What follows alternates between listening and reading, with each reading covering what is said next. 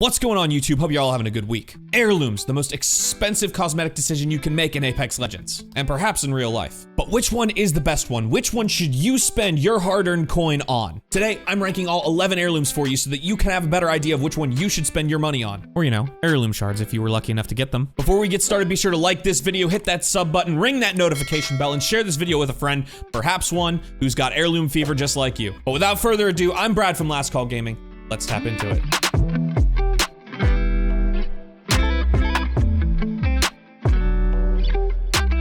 All right, let's get started then. As always, these are my opinion. You are free to disagree. If you do disagree, let me know down in the comments, but please keep it classy. Heirlooms are a tricky subject because they're the most expensive cosmetic decision you can make in Apex Legends and perhaps in real life. At a bare minimum, if you do everything right during a collection event, you're looking at $140. At most, if you don't get lucky and randomly get shards, it could cost you $500. Do you know how many other things you could buy with that money? But maybe you're not one of the people opening up their Ridge wallet and just letting Respawn vacuum all the coin out of it. Maybe, just maybe, you got lucky enough to get heirloom shards and you're wondering which one should you spend your 1 in a million shards on? Well, that's what I'm here to answer today. This list is based on the cosmetic complement to the character, the intrigue of the animations, and let's be honest, a little whimsy. So we're gonna get started with Bangalore's heirloom, which is effectively a data knife offshoot from Titanfall 2. And while that does win it some bonus points, its animations are very simple. The draw animations are nothing spectacular. There aren't too many surprises with this. It's a very clean design. The sound design itself is really, really interesting. And I do like the overall aesthetic. However, for $500, or your 1 in 500 loot box shot, I'm not sure this is the one to spend your money on. So much care and effort went into the design of so many of these other heirlooms that I cannot justify putting this very high on the list. And for that reason, I'm putting Bangalore's heirloom in D tier. Bloodhounds Raven's Bite. Their heirloom is the second heirloom of all time, meaning that some of the animations are still pretty simple. But this is easily one of the cleanest designs on this list. There's not a lot of flair, there's not a lot of flash, but the animations themselves are very clean, very stylish, and there are some nice effects when they actually hit someone with it. Bloodhound's heirloom is iconic in a way, and that does play a factor in this. There are so many Bloodhound mains out there that this is honestly like a pretty solid starting point if you just got your shards. I have no complaints about this. I would spend money on it myself. I haven't, but I would. And for that reason, I'm putting it as a solid B tier. Middle of the road, very clean, potentially worth your money.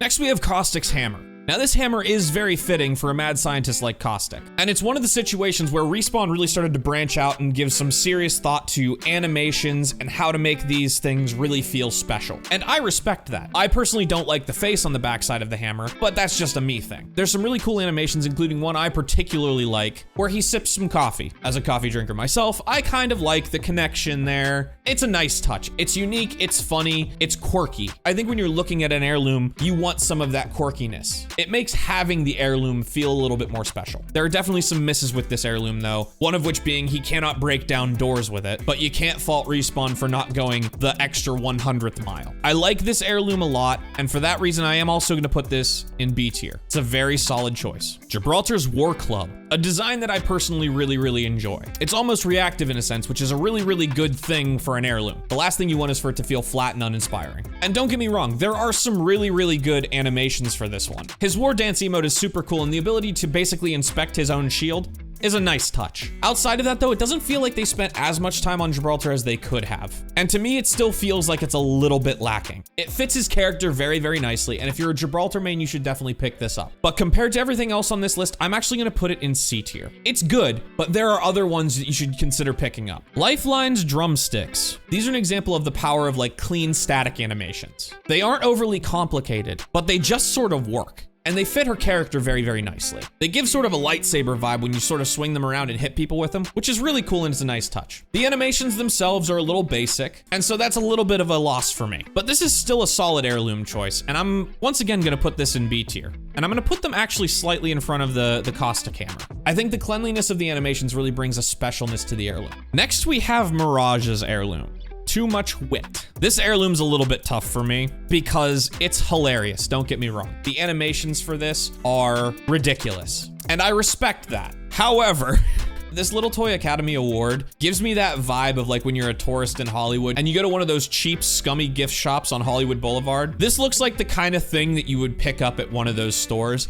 And the difference is that'll only cost you like $30. This heirloom, if you don't get lucky enough to get shards, will cost you $500, and you can't even physically hold it. The animations are hilarious, and if you're a Mirage main, I get it, okay? Obviously, if he's your main, pick this up, but it feels, I can't get over how like cheap it actually feels for what it is. And the other thing is it's the only heirloom that can actually hurt your gameplay, because Mirage's clones don't carry his heirloom. So to your eagle-eyed enemy, if they see you have an heirloom and you launch your clones, they're gonna find you real quick. It's a hilarious heirloom, but I'm putting too much wit in C tier. Moving on to Octane. Octane's heirloom is another iconic one, and it's one of my personal favorites. I don't actually have this one yet, and the second I get heirloom shards, this is probably the one I'm gonna buy. Octane's heirloom is another one where simplicity goes a really, really long way. The butterfly knife animations are super clean and really cool to watch. There's a little bit of a hiccup with his inspects while he's running, but the overall aesthetic is really, really cool. It suits his character super well. The fact that it's a little hypodermic needle is a nice touch. And again, this is another one where simplicity and flair coexist very beautifully. I really like this heirloom. This is one of my personal favorites. It's going in A tier. Pathfinder's heirloom, the boxing gloves, the whimsy. These are a great example of an heirloom that can really make you laugh. Obviously, we've already talked about Mirage. Mirage's heirloom kind of makes me laugh as well. These ones make me laugh and constantly put a big, stupid smile on my face. Anytime I watch these animations, anytime I watch the little inspects, I always have a big, stupid smile on my face. And there's something to be said for that. If you take away one thing from this tier list, it should be that whatever heirloom you decide to purchase should put a big, dopey smile on your face. It should make you happy. So if you're not happy about some of the things that I'm saying, it's okay. I'm not spending your money for you. Pathfinder's heirloom gives off this really fun, cartoony vibe, much like his character. And I love the animation where he punches a crow in the face. It makes me laugh every single time. Pathfinder's heirloom makes me wish that I played more Pathfinder. And I don't, that's on me. But it's super fun, it's very whimsical. It suits his character really well. This is another one that's gonna be A tier for me. Rampart, we have the newest heirloom, having just been released this week at the time of this recording, and a testament to what happens when Respawn really starts to put effort into these things. There is a common theme with the newer heirlooms, and I'll talk about that more, especially with Revenant. It feels like finally, after 2 years of the game being around, Respawn's really putting effort into these things to make them feel special. It seems like the younger that these heirlooms are, the more Respawn has put little animations that are hidden, little Easter eggs, all kinds of little fun things for the customer to find. Again, it makes the heirloom itself feel just that much more special, which is why it's weird that Rampart got the heirloom this time around, being the least picked legend in the game. Regardless, this heirloom is so freaking cool, and the animations are really funny. It suits her character really well, and yeah, it's a wrench, but you know what? Respawn did a really great job with this one. If you're a Rampart main, and I know there are a few of you out there, this is definitely one you should consider picking up. I think on details alone, it's one of the strongest in the game right now. It's super fun. It's just, it's a unique little thing. So for that reason, this is our first entry into the S tier category.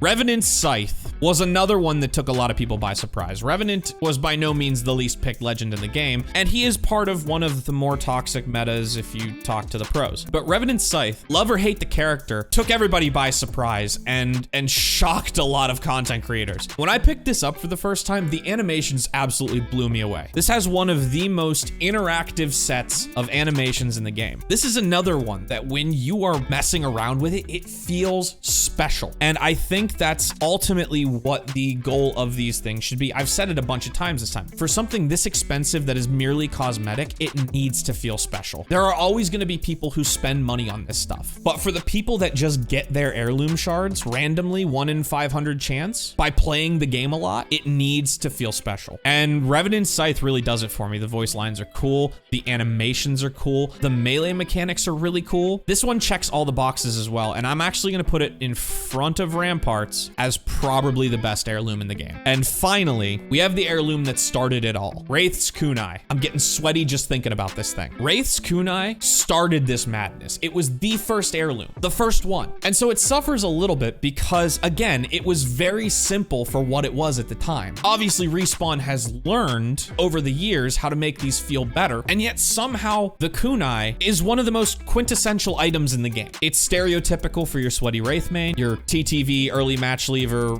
sweaty Wraith that everybody complains about, likes to make fun of, that kind of thing. But there's something about this heirloom. The fact that you can just twirl it while you're running around is clean. Like cleanliness is just so key in this list as well. There are little nice touches as well. Like when you melee someone, it creates little portals for a second. I think that's super cool. This is another one that I would personally very much like to own. It does get a little bit of bias because Wraith is such a good legend that it's very often that you'll see it. Honestly, at this point, it's weirder to see a Wraith player without the kunai than with it. And that speaks volumes as well. And so for that reason, it's not S tier. It is one of the best in the game though, and I am putting it solidly in A tier. And so what do you guys think? Am I right? Am I wrong? Which one of these are the winners? Which ones are the losers? Let me know what your favorite heirloom is down in the comments. As always, if you enjoyed this video or found it helpful, leave a like down below, subscribe to the channel, and hit that notification bell so you know when I put up more videos or go live right here on YouTube every Tuesday, Thursday, Saturday. You can interact with me personally. I really enjoy chatting with new people, and we've been building a really cool community. Until that time, however, thank you so very much for watching, and until next time, cheers.